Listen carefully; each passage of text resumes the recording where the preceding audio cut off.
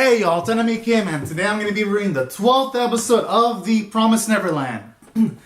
And damn, they saved their best for last. Or at least this season. Because for one, I loved the way they finally gave a lot of characterization to Isabella in regards to why she acts the way she does, the details behind why she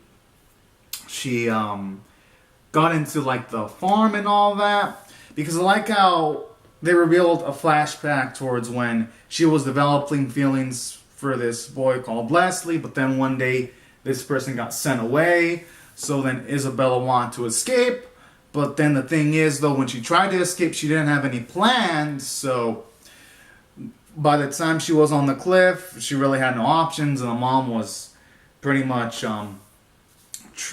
telling Isabella to go towards where she was at, and then Isabella saw a demon, and then that's the moment where I'm assuming that's where Isabella got the offer to pretty much become a mom. And then during all those sequences I was just mind fucked. I was like, damn, this is some intense ass shit.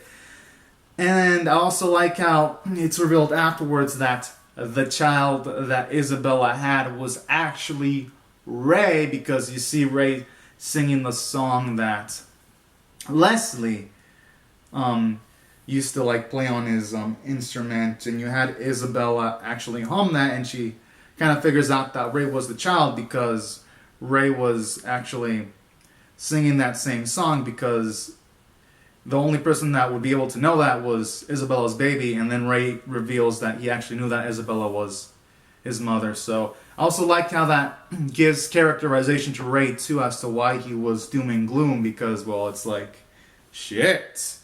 Who wouldn't be doom and gloom when you find out that your mom is in the farm and you're pretty much set up in a situation where you're going to have to be shipped out essentially by your mom? Like, who wouldn't be doom and gloom? Because, and who wouldn't be doom and gloom when you realize that you were pretty much only given birth to because, well, that your mother needed to give birth in order to survive? Like, that just makes the situation feel much more tragic and fucked up, and in a good way. So I like that. It makes the show feel much more tragic, and it gives a great amount of characterization to Isabella and Ray. And it also helps to serve why Isabella gave Ray kind of like all these items and took up. So that was really interesting in a way. It helps flesh out that a lot of things. So that was a great element about this episode. And then aside from that, I also like how it gave Isabella some character development, because when all the other kids escape, I like how she's saying stuff like, she's thinking stuff to herself like she hopes that the kids can escape and that they can be in a well-off spot. So I also like that too. So it isn't just characterization for Isabella, it's character development.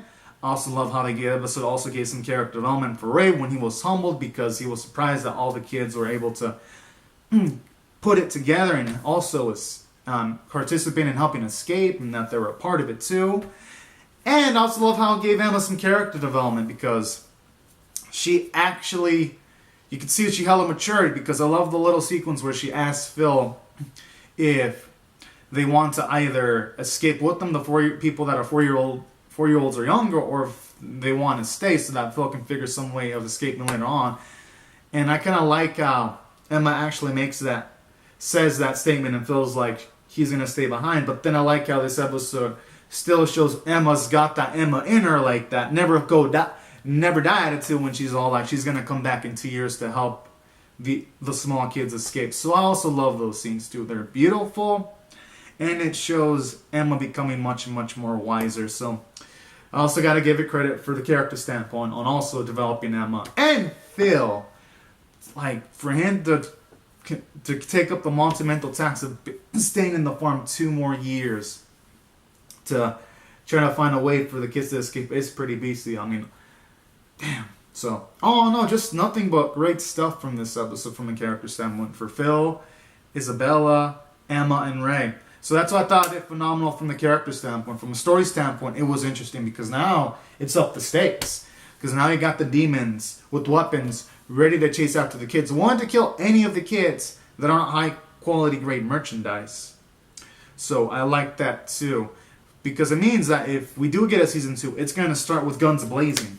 It's pretty much not going to be built up anymore. So it's going to be fun to see what's going to happen next. If it gets more. And what I also like about this specific episode was, aside from upping the stakes, I also like how we also made a lot of plot progression because now the kids have finally escaped the farm. They've seen their first sunset. And now it feels like they're ready to go. So I like that too. This episode wasn't slow at all. Didn't even feel like 22 minutes. It felt more like 10 minutes. That's how quick paced this episode felt. In all the right places. So that's why I thought I did great from the story standpoint. From an art animation standpoint, it did phenomenal. There's no ends, ins, and buts. It did great. Great stuff there. And the OST, gotta give a shout out to that. There was almost nothing but new OSTs in this episode, and they all sounded pretty beautiful. So gotta give props to the music composer. The voice performances were phenomenal. And taking all these factors into consideration, I'm gonna rate this episode an 11 out of 10. It was just powerful. And as for the series overall, I thought it was pretty damn good. And I recommend any of y'all to check this anime out because this anime is nothing but a treat for any of y'all that haven't seen it yet. And as for me, I'm hella gonna miss this, and I hope it comes back. Because I really need my fix. And preferably with 24 episodes, that'd be nice. But you know what? I ain't gonna be greedy. If it comes back in a year with 12 episodes, then I'd be a mighty fine happy camper, you know? But yeah, I'm hella gonna miss this show. Shit. Yeah, man. I'm almost tempted to read the manga, but I'm gonna wait for season 2. The only way I can see myself picking up the manga is if they announce the manga's ending and the anime still hasn't come back. That's when I'll consider picking up the manga, or if I get really tempted to pick up the manga, then I'll do it. But I'd say overall, the series was just a blast. So anyways, guys and gals, these are my thoughts on The Promised Neverland episode 11 and the series in general. Comment on your thoughts on the series in general or The Promised Neverland episode... and I meant to say episode 12, my goodness. As for my score, it's actually 11 out of 10. That's why I said 11 by accident, because this episode just fired on all cylinders. So anyways, these are my thoughts. Comment on your thoughts in the comment section below. Share the video if y'all want to, and I'll see you guys later if you subscribe for more. Alright, thank you so much for watching, everyone. Bye-bye.